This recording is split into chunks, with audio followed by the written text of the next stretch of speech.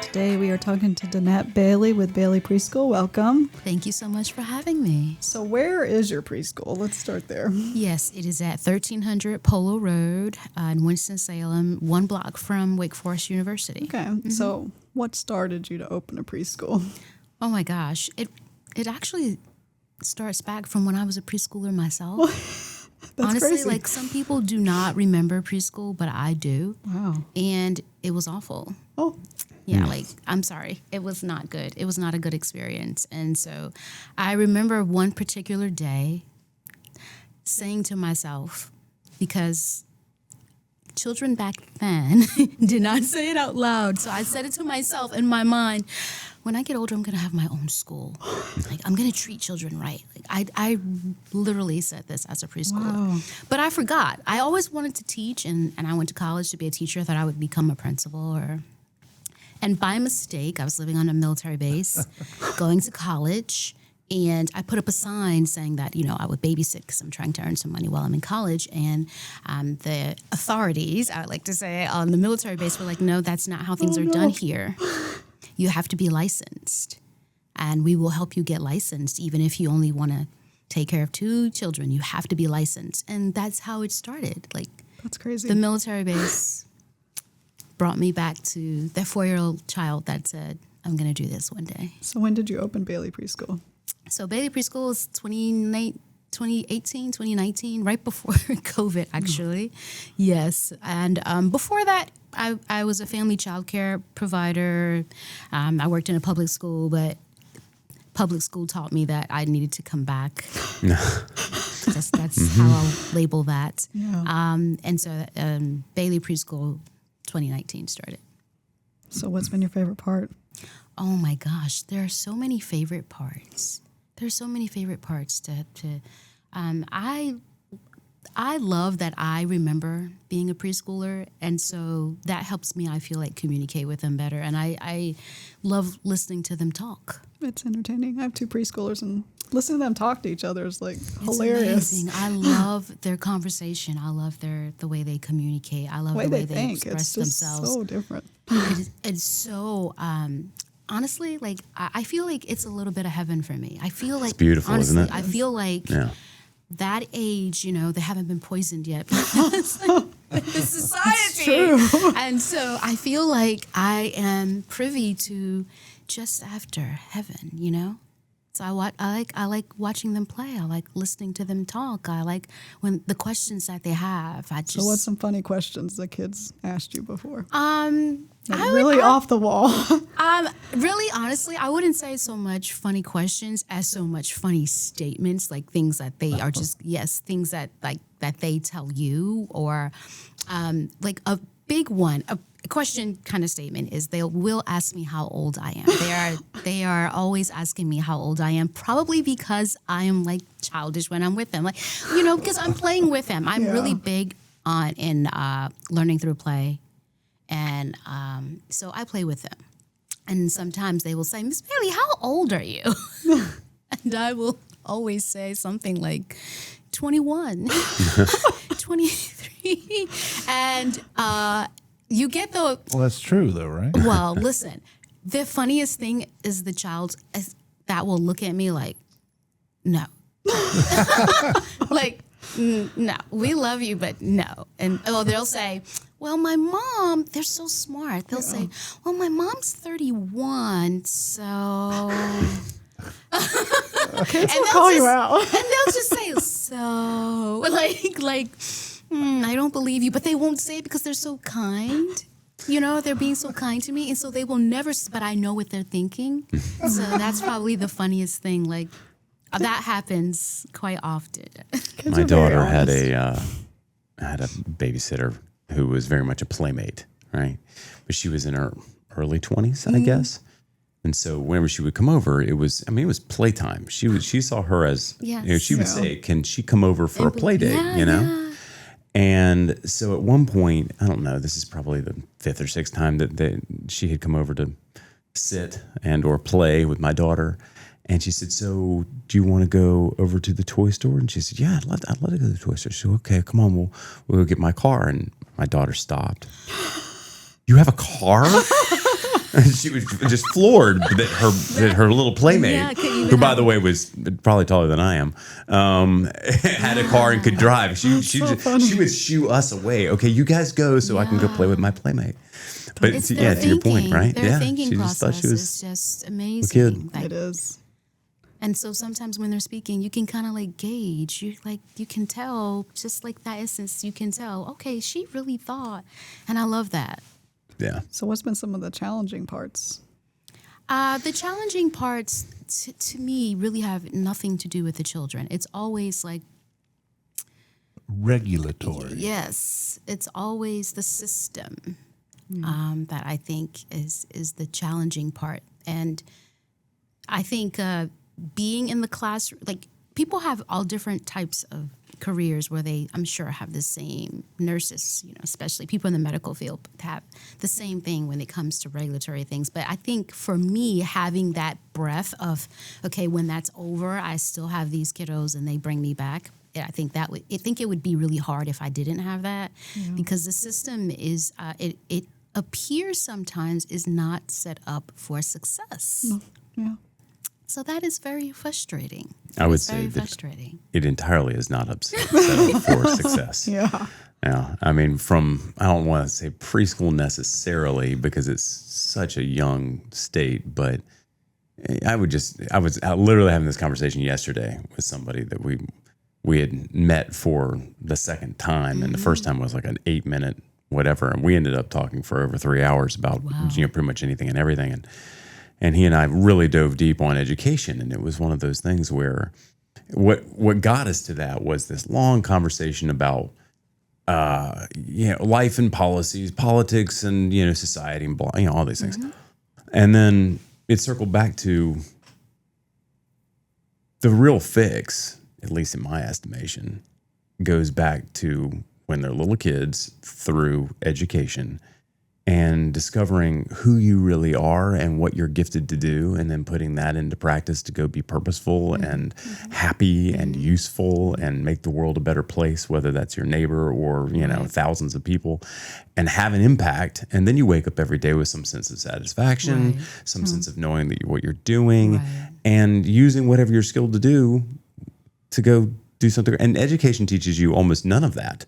There's no introspection. There's no, it's a void. Not anymore. It used to be that way. All of us, I never say my age, but all of us that are older remember those great teachers that allowed you to do so many things in the classroom that would never be allowed today. No. I had teachers early in my education, second grade, third grade. I was a big writer. I would write books, and they would say, okay, you have 10 minutes and you can go to these 3 classrooms and read your book.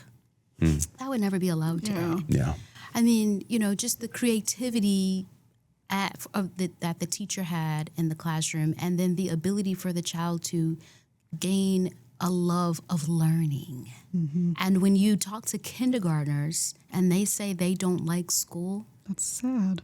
that's awful. Yeah, that's awful. That's awful. So, Denette knows my lovely wife, and she was a school teacher, and it became apparent that there are not teachers, there are tellers. Yeah. This is what they've told us we have to tell you. Yes. And the kids are like, I don't like that, but that's what we were told we have to tell you.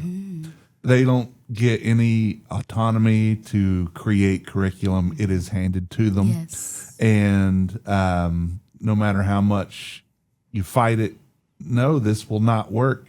And it has been proven many times that it does not. And that is what is happening in the early childhood field, Yeah. that they want you to state your curriculum, state your assessment, that it is approved by this entity here that you are using, and when we're going to come and observe and make sure you are doing these things. That and we told you to do, that we not told- that you think that we would be can't best for trust the you children. Yes. to come up with something that works. Yes. And you notice that the education system, since we were kids, has gone downhill from when you're talking about when the teachers actually made the curriculum.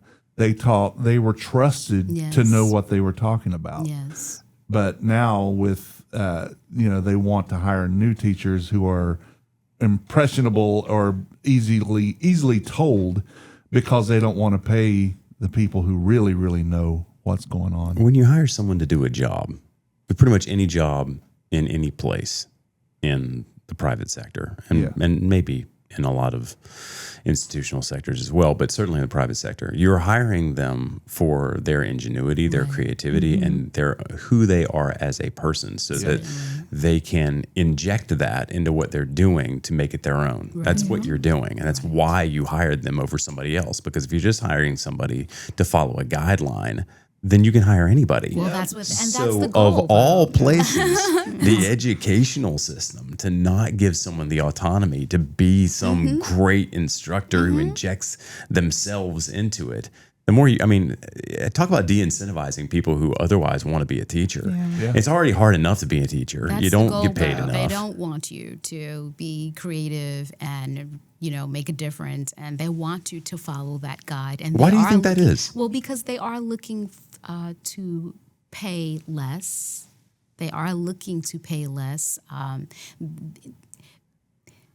There's so much that I can say. But they are looking to pay less. They do want some of these fields, I believe, to pay less, even less than they already pay. An early childhood field is already one of the lowest. So the fact that you want it to be paid less, but if the system wanted success, how do you mandate all these curriculums and assessments and say these are the ones that you have to use, but also not up the money? The money's already low. Who will be there? So you're creating a situation that eventually, unfortunately, it always comes back to the haves and the have-nots. And the people that have can figure out a way to skirt around the rules and have for their children what they want. And everyone else will have this group, whoever is left over to teach your child, And if you can make it, you can make it. And if you can't, you can't. And a lot of people will not. And this is that place where I feel like, certainly that's a huge problem, but also where the family, the parents being super hands-on, I don't know, I can't really speak intelligently on whether or not it's changed a lot over the years. Maybe it has, maybe it hasn't, but the idea that we just let our kids learn everything that they learn from the educational system from the ground up, as opposed to being heavily hands-on as parents, is a huge problem. It's like, well, here's my child, and I expect you to. And when you return them to me, they're supposed to be this fully fledged thing. It's like you got a big job as a parent. You got a lot of work to do, and it's a collaborative thing. And I feel like that collaborative thing maybe is falling to the wayside, and it's becoming that much more. Here's my child, and they're now your responsibility until they come back to my house, and then we feed them and put them to bed, and then when they're done, if they're not what I expect them to be, I don't know. Anyway, it's how we got to that, I'm not really sure. But it's true. It's frustrating. But how do we get out of that is the big question. Oh, I have the solution. Oh, I do. I have the solution to this. I need to hear this. I absolutely have the solution to this. Unfortunately, I think it'll never happen. So if you put me in charge of national education, I would make it almost impossible to be a teacher, and I would quadruple their pay. So it would be, you have to go to medical school to be a doctor, and you have to spend an extra 3 or 4 years, whatever, learning to be a teacher. It's almost impossible, so that everybody who wants to be a teacher would be incentivized to do it. It would be one of the most vaunted professions in the country. And that's how it is in Switzerland. Well, it is. Yeah. And you get paid through the nose for it because you earned it. And then teaching would be this exciting, engaging thing where, because the educators are incredibly highly educated and the rigor that they have to go through to be able to teach, there would also be a freedom in the creativity that would be entrusted to them, and you would have to give them that. And then at the end of the year, every year, there would be some versions of assessments. Obviously, you got to look over what their curriculum's about so that it's not overly agendized one way or another. But by doing that, there's no question that would immediately change a massive amount of the way that it's structured, and nobody would complain about it either, because your child is the one that is the outcome of this, and it's being put into people who have worked ridiculously hard to earn this position. So to me, that would solve the problem overnight. I think that could be a solution. The issue that we have for all the teachers, whether they have 20 plus years experience, PhD even. I know some teachers is the challenges that they're having in the classroom with the students. Yeah. And so I think that you could pay me $200,000 a year, but if I have 25% at least of the classroom who is not ready, who has challenging behaviors, who have needs that are not being met, that is not going to help me unless I'm going to use some of that salary to pay for my own assistant. Okay. Let me throw in the caveat that you also have the power to have children removed from school because that seems to be gone. So there you go. Yes. So there's that. In fact, a friend of mine, two of them, but one in particular, he's I won't name the school, but he was a teacher at a high school in town, and also one of the tennis coaches. And this is a few years ago. My daughter was playing tennis, and I ran into him while they were playing, and I said, how are things going? What's happening? And the look on your face is exactly what he just kind of had this hangdog look on his face when I asked him how school's going, and he said it's not good, man. I mean, I've been teaching for 18 years, and the last 5 to 10, and I said, well, what's the problem? He said, I can sum it up for you in one sentence. No matter what we say now, if something goes sideways, all the student has to do is look at us and go, what are you going to do about it? Because they know that you have no power. Zero power. And they're right. I'd have to go, nothing. There's nothing I can do because we can't remove them from school. You can't have them punished or any whatever authority. Discipline. There's zero discipline involved. And so he said, half of my classes now, to your point, and I guess undermining everything I just said, you're right. It doesn't matter how much money you throw at it or whatever. But I would also give the teachers the authority to be able, whatever, that these kids are, the kids that actually want to learn can't learn because it's literally a circus in the room and nobody is. And that brings us all the way back to early childhood because it starts at the very beginning and the foundations. Yeah. And so when you have a plethora of things, sometimes parents just don't have the skills that they need for discipline early on and preparing their children. And so you get those effects in high school. It didn't start in high school. Some big major life happening can happen to a small percentage, and the teacher might say, "Oh, that child is totally different from what I remember them to be." But most of the time, it is something that has been brewing for many, many years. This has started since the age of 2 and since the age of 3, because parents did not have skills to help them with discipline. They did not have skills to help them prepare their children for kindergarten. And when you are struggling, you cannot keep up as early as kindergarten, first grade, definitely by 3rd grade when they're testing. It's going to affect your behaviors because you're going to act out. You're not going to be received well by classmates or teachers. It's just that's just how it is. And so you are going to act out. And if there are any parameters for how to handle that after the fact, it just continues after 3rd grade. It just continues through high school. So and likely just geometrically is worse. Yes. Yeah. So this has to be addressed in the preschool years with the children. There are lots of people, there are some people that they don't believe their children should ever go to a preschool or, be in an environment outside of home. And the children, they need that socialization. Even if it's just for a couple hours a week, you need that socialization with other children. You need that socialization with other adults. Yeah, I'd go crazy if my kids didn't go to preschool. It also gives them a good start. So that when they go into kindergarten, they've already got some community and friends. If they have the right teachers, if they I use that word, a teacher is a real career, and some people are having that title and that's not what they are. And so then as for our age group, everyone gets lumped in, and we are not all the same. And that's something I think that parents have to really understand when they're looking for preschools, that they're not all the same, that they need to be able to actually speak to the teachers who will be with their children. All the having a tour with the director, that stuff has to stop where you do not get to actually have any interaction with the teacher ahead of time to see who is this person that is going to be spending the day with my child. You know, is this person really capable? Do they have the not only the educational skill set, but the emotional skill set to be with children all day? And so I think, again, I'd say everything and any actual event that is happening or this societal problem, you talk to me, I'll always bring it back to the preschool years. So I think I started my business because of preschool years. I think it all begins there. Well, how can people find out about Bailey Preschool?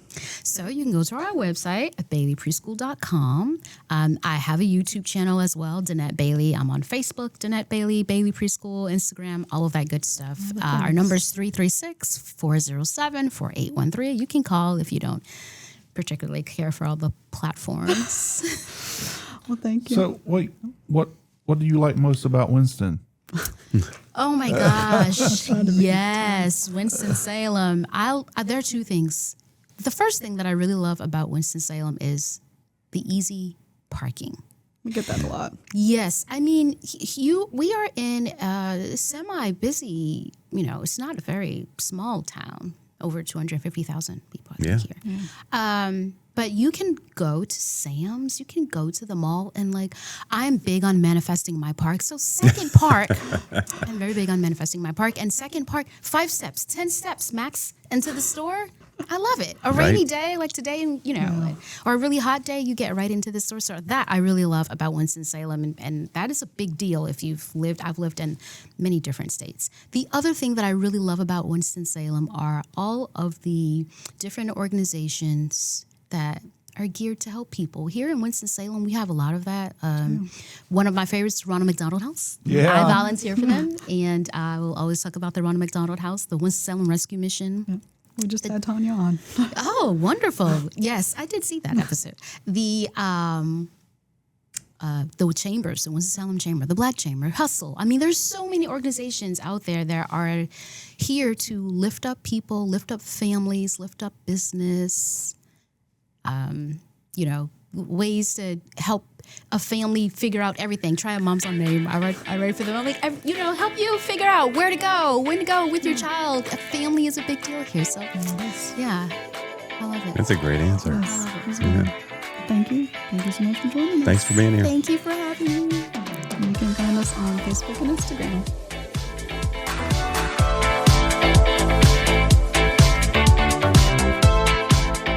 The views and opinions portrayed by guests on this podcast are not necessarily those of the distributors and hosting companies. And if you love this podcast, that's great, but don't think about stealing it. Reach out to us and talk about the content because it is copyrighted.